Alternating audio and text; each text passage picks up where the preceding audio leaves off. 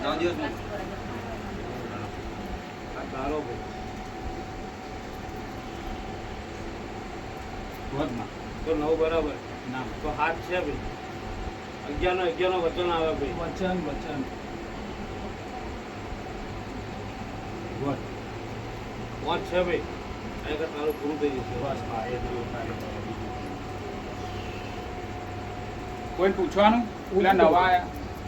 આવી જાઓ હેડો અને હા એ બધી વાત જવા દે ને બેટા સારું થાય તે મટાડી દેશે માતા ખાલી બંને બંનેને મટાડશે હું સારું કરીશ બેવને અને લગન સંજોગ બનાવી દઈશ તમારે બીડી છે અને તાર ફરી હું તમને કહીશ કે આ નોમ બે હતું અમારા કપડીના રોમ કે હતું